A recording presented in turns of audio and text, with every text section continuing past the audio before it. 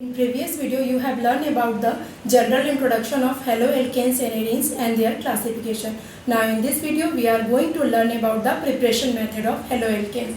Haloalkanes are prepared by the following method. First one is from alcohol, second one is from hydrocarbon, third one is from halogen exchange. In other words, it is known as halidation. Or fourth one is from silver salt of fatty acid. From alcohol, haloalkanes are prepared by the three methods. First one is by the reaction of halogen acid, second is by the reaction of phosphorus halide, third one is by the reaction of thionyl chloride. तो यहाँ पे मैं first preparation method explain करने जा रही हूँ और वो है by the use of alcohol. It means first preparation है by the reaction of halogen acid. तो सबसे पहले इन टर्म्स को हम समझ लें कि what is the meaning of halogen acid. Halogen acid का मीनिंग है कि हम बात कर रहे हैं HF के बारे में, हम बात कर रहे हैं HCl की, HBr, देन HI. अगर कहीं पे भी ये वर्ड इंट्रोड्यूस किया जाता है हेलोजन एसिड तो it means HF, HCl, HBr और HI को हम यूज करते हैं. इस पर्टिकुलर रिएक्शन में जब अल्कोहल रिएक्ट करता है हेलोजन एसिड के साथ तो general formula of alcohol is OH और general formula of halogen acid is HX. In the presence of anhydrous ZnCl2 it forms alkyl halide and water molecule. This is the base reaction of this particular preparation. In place of alcohol, we used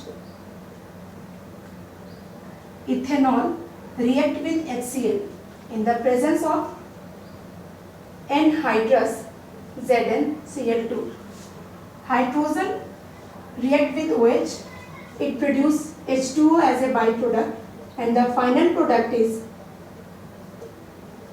haloalkane, yeah, it means ethyl chloride is obtain.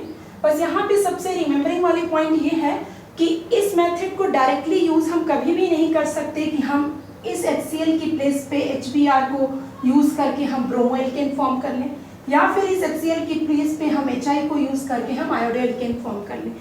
In case of preparation of iodoalkane and in the case of the preparation of bromoalkane दोनों के लिए conditions अलग अलग apply होती हैं. तो मैं first बताने जा रही हूँ इन case of ब्रोमोएल्केन.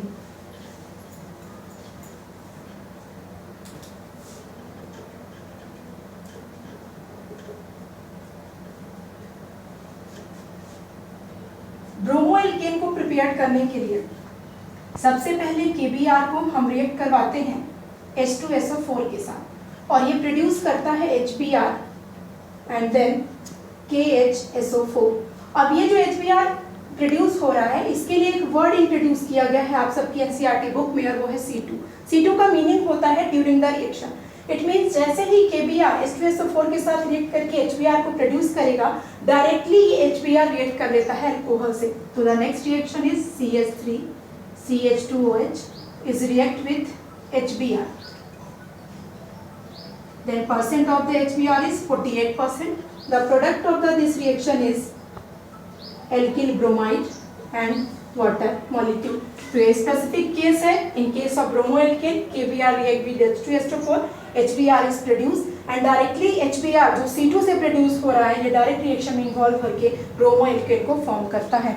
But in case of आयोडोएल्केन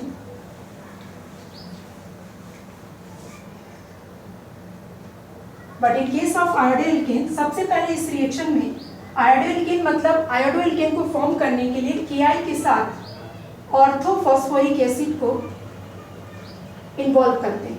इस रिएक्शन में ये दोनों रिएक्ट करके HI प्रोड्यूस करते हैं एंड देन प्रोड्यूस करता है ये KH2PO4.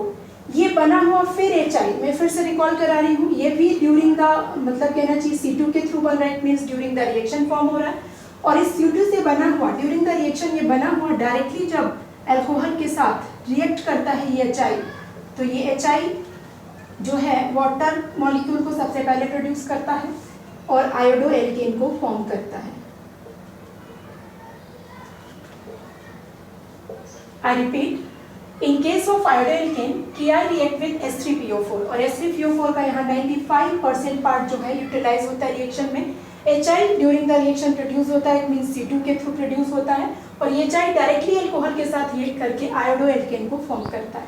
अब यहाँ पे एक रिमेम्बरिंग पॉइंट जो हमारे लिए इम्पॉर्टेंट है वो ये है कि H3PO4 की प्लेस पे हम H2SO4 का यूज क्यों नहीं कर सकते। तो इसका रीजन ये है कि H2SO4 is act as oxidising agent, और ऑक्सीडाइजिंग एजेंट होने की वजह से ये HI को आयोडीन में चेंज कर देता है। और ये आपके NCERT इन टेक्स्ट क्वेश्चन का पहला क्वेश्चन है कि why H2SO4 is not used in the preparation of iodo alkene.